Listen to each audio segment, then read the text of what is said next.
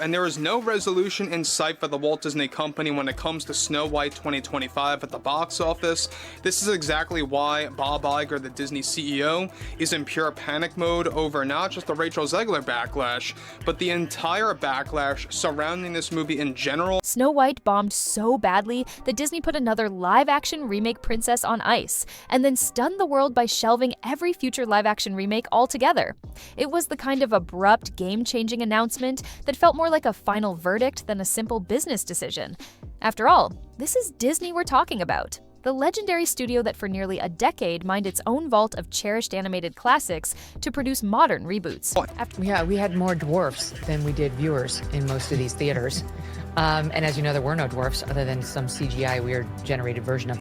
Nobody saw this level of corporate whiplash coming, especially when the strategy had been so profitable in the past. But when the Snow White remake arrived, it didn't just underwhelm audiences, it ignited a cultural firestorm, torched goodwill among loyal fans, and became a magnet for the loudest online outrage Disney has faced in years.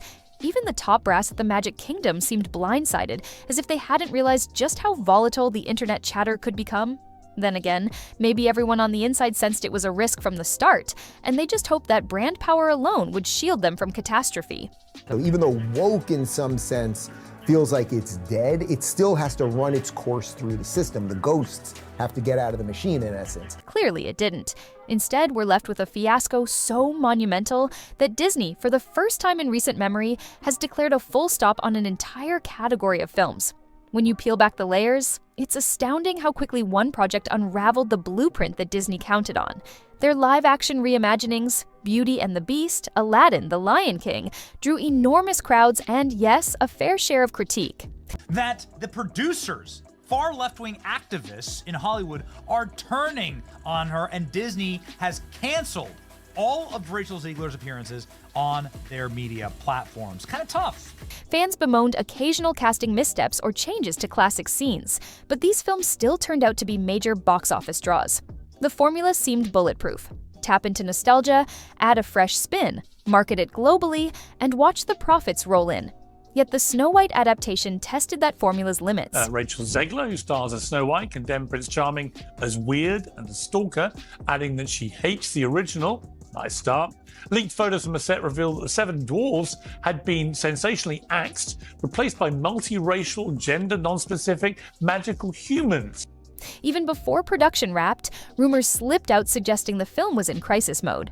Test screenings that reportedly went poorly, a star at the center of swirling social media storms, and a script that couldn't decide if it wanted to honor the 1930s original or rewrite it from scratch. By the time the first reviews started circulating online, the narrative around Snow White was no longer about a sweet fairy tale given a modern twist.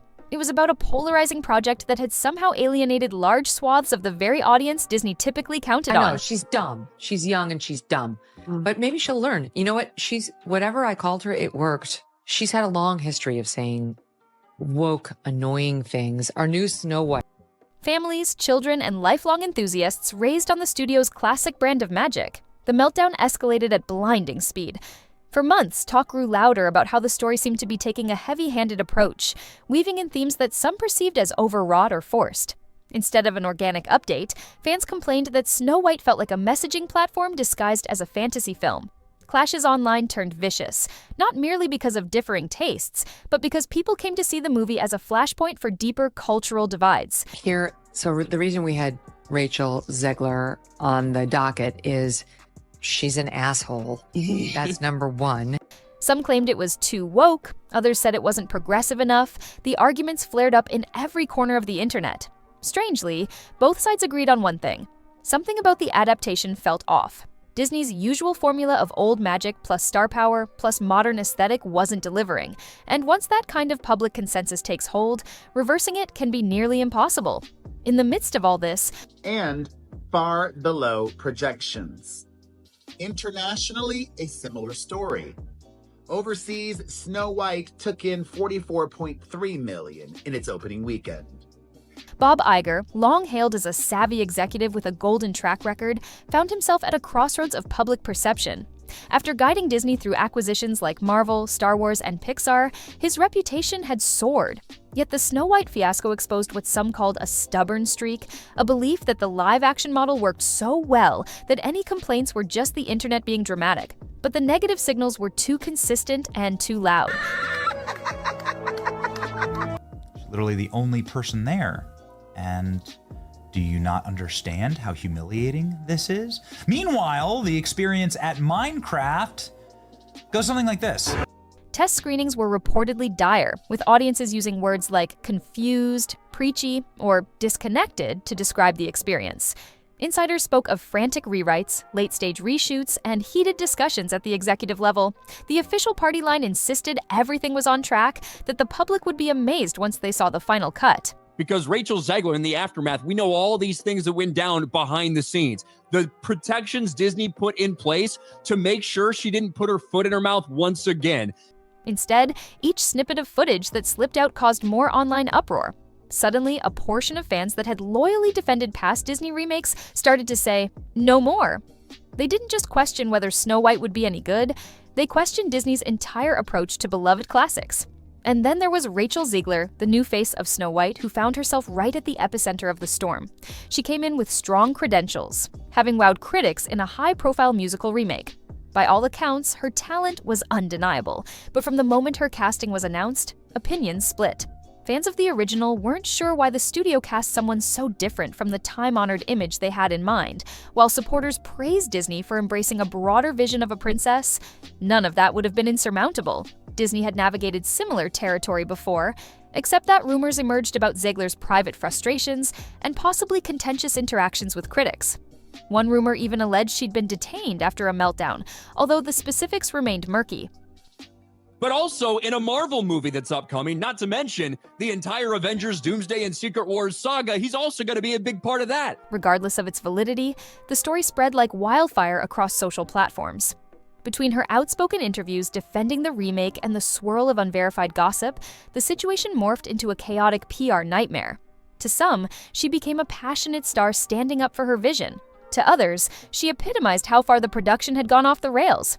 Either way, the public's focus locked onto her every tweet, quote, and statement, leaving the movie overshadowed by drama.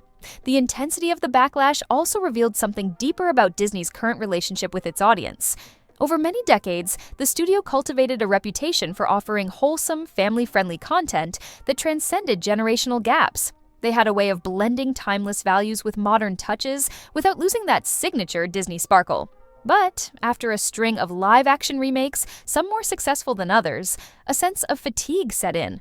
Critics argued these projects were capitalizing too heavily on nostalgia, with each new release feeling less inspired than the last. And also, now that we have the second weekend box office numbers, we know that yes, indeed, Snow White is a historic flop for Disney. The biggest live-action conversion, or animated to live-action conversion, the worst flop that they've ever seen. Snow White was supposed to rejuvenate that formula, a brand new spin on the oldest Disney fairy tale, featuring fresh voices, updated themes, and a dash of modern cultural commentary. Instead, the final product seemed to simultaneously irritate those who wanted more tradition and those who craved more progressive storytelling. The movie found itself in the impossible position of trying to please everyone and ending up satisfying virtually no one. Social media poured kerosene on these sparks.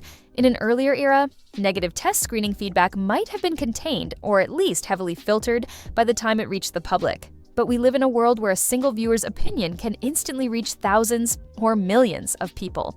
Soon, platforms like TikTok and YouTube were flooded with reaction videos, each one dissecting every potential misstep of the production. Bringing the total to just $87.3 million, with a budget of around $209 million. It became clear that the tide had turned in a significant way when even longtime Disney fans, who once defended every choice the studio made, expressed outright frustration. Some claimed they felt betrayed by the way the script handled key story elements and beloved characters. Others accused Disney of deliberately antagonizing its core audience. And as the negativity escalated, it brought the kind of brand damage that even a media giant like Disney couldn't dismiss.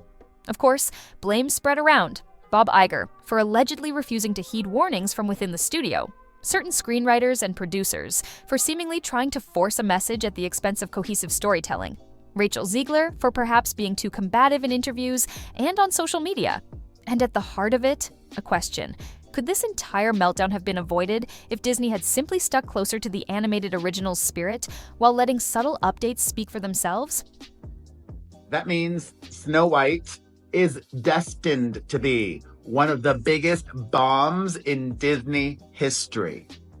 It will not recoup. If the idea was to deliver a forward-thinking Snow White, many asked why so much of the fairy tale magic, dwarfs, iconic melodies, the timeless storyline felt like it had been stripped away or replaced with heavy-handed moralizing. The entire fiasco seemed to highlight how a mishandled remake can become a symbol of everything critics dislike about modern Hollywood. Reboots, corporate cynicism, forced diversity, or an overemphasis on messaging at the expense of narrative joy. Meanwhile, the rumor about Zegler's alleged detainment following a meltdown refused to die. Disney's PR team scrambled to quell the speculation, issuing statements that no such incident had occurred. But the internet can be an echo chamber that amplifies rumors simply because they fit the narrative that the production was in disarray. Whether true or not, each new mention of the alleged meltdown only stoked the conversation more. Some viewers said the story was irrelevant, a sideshow overshadowing the real issue, that the film itself was rumored to be creatively incoherent. Others took it as proof that the star and the studio had lost touch, that the entire atmosphere around Snow White had become toxic. The more Disney tried to manage the situation, the further it spiraled out of their control. It all culminated in a defining moment when Disney made the shocking proclamation that not only was the next planned Princess reboot put on indefinite hold, but so were all future live-action adaptations. It was a startling reversal from an approach that had seemed unstoppable just a few years prior. The speed and finality of the announcement was a testament to how severely Snow White had rattled corporate confidence. One day, fans were reading rumors about another classic slated for a modern revamp. Everything from The Princess and the Frog to Tangled had allegedly been in development. The next day, all of it vanished from Disney's roadmap in one sweeping cancellation. Industry insiders described the internal climate at Disney as verging on panic. Board members and top executives were worried about losing the trust of their core family audience, as well as potential billions in future revenue if brand loyalty continued to erode. Some observers argued that Disney's move was an overcorrection. After all, even the most storied studios are allowed a dud now and then. But Snow White wasn't seen as just a financial misstep. It was a deep cut to the studio's carefully manicured image. Historically, Disney has endured controversies, film flops, creative disagreements, or PR gaffes, without halting entire categories of projects. This time was different. The negativity swirling around Snow White was so intense and so widespread that it felt like a direct assault on the Disney brand itself. Parents questioned whether the company remembered what made its fairy tales so special. Teenagers ridiculed the movie online, sharing memes that depicted the production as clueless. Hardcore Disney devotees, who'd stuck with the studio through countless transitions, said enough was enough. Rachel Zegler, for her part, found herself labeled as the poster child for the fiasco. Unfair as it might be to pin an entire production's downfall on the lead actress, public perception often demands a lightning rod. She gave interviews expressing that viewers misunderstood the intent behind the film, insisting that it was meant to breathe new life into a centuries-old story. Yet her explanations often felt like talking points that did little to calm the fury swirling online. The bigger problem was that so many fans had already decided the project was misguided and that anyone defending it was ignoring their valid criticisms.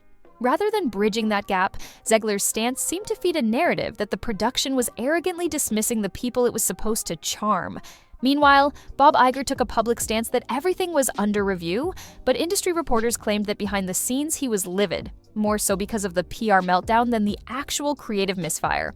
For a CEO who had guided Disney to colossal success in past decades, this fiasco was a reminder that no brand is invincible. Iger's critics used the moment to intensify claims that he was out of touch, that he pandered to certain buzzwords without ensuring the final product actually honored what made these stories resonate across generations. And it wasn't just outside analysts raising questions. Within Disney, staffers from multiple departments reportedly questioned why nobody in upper management seemed to intervene when early screenings indicated a giant problem. Why plow ahead if the audience was so clearly unimpressed? The fiasco soon took on a life of its own, serving as a rallying point in broader cultural debates. Phrases like woke meltdown or out-of-date fairy tale were hurled back and forth, often missing the more nuanced truth.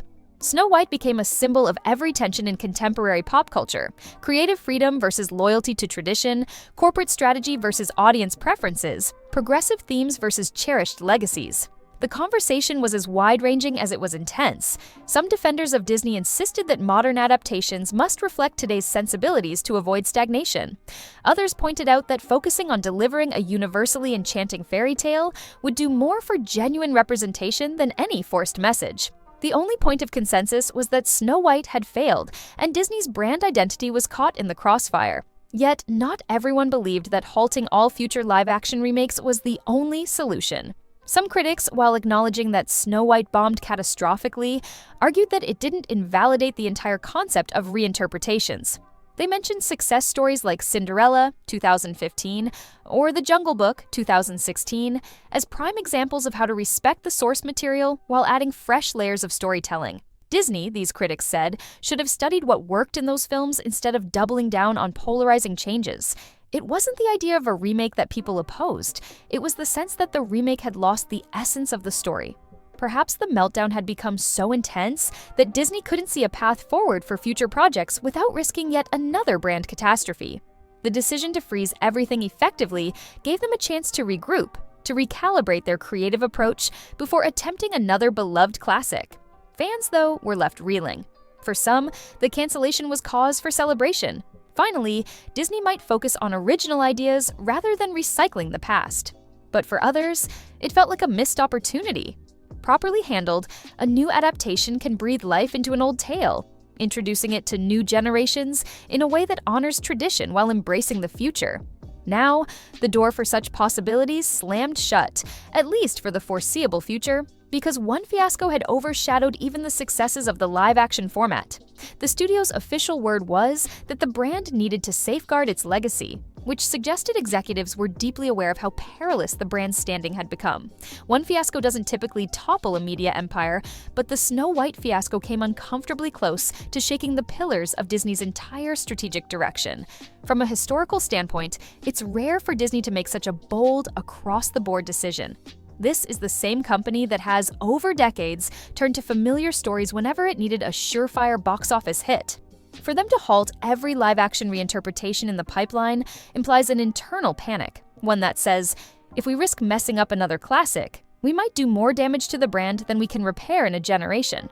And make no mistake, these fairy tale reboots are more than just movies. They're gateways to merchandise, theme park tie-ins, television spin-offs, and infinite lines of consumer products. So the potential losses extend beyond ticket sales alone. It's an entire ecosystem of revenue at stake. As for Rachel Zegler, her legacy became inextricably intertwined with that of the film. Fairly or not, many critics cast her as the face of what went wrong.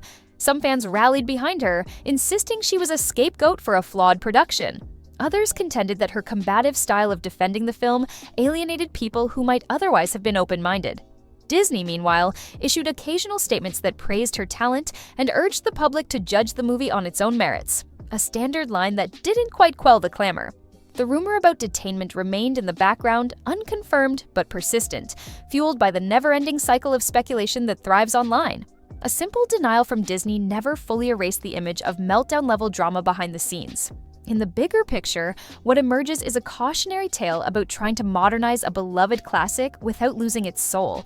The Snow White meltdown underscores how fan bases today are not passive. They're vocal, they're interconnected through social media, and they're ready to turn on a studio the minute they sense betrayal. No longer can a massive company rely on brand loyalty and nostalgic goodwill to carry a shaky product. Audiences dissect every leaked script detail, every casting rumor, and every social media post from the production team. If something feels off, if the story appears to disrespect or misunderstand what made the original shine, the reaction can be instant and brutal. Snow White became the unfortunate poster child for this phenomenon, and Disney's subsequent response suggests it has learned just how precarious the line between modernization and overreach can be. The fiasco now forces Disney to rethink its strategy, perhaps pivoting away from risky remakes toward original animations or new storytelling formats. Younger viewers might simply see this as poor studio management, but longtime Disney fans took the failure personally, feeling Disney had lost touch with the charm and sincerity that defined its classics. While some speculate Disney might revisit live-action adaptations down the line, for now, the entire approach has been shelved, Analysts debate endlessly whether Snow White failed due to creative missteps, heavy-handed messaging, or cultural backlash. Whatever the exact cause, the damage was swift and dramatic. Disney's decision to freeze all upcoming live-action projects signals they fear another meltdown could permanently tarnish their iconic brand. In the end, the Snow White saga is a cautionary tale about audience expectations, corporate arrogance, and storytelling integrity. It's a stark reminder that even Disney's seemingly invincible empire can falter under misguided ambitions, leaving everyone, from executives and actors to fans themselves, wondering how something once so promising went so disastrously wrong.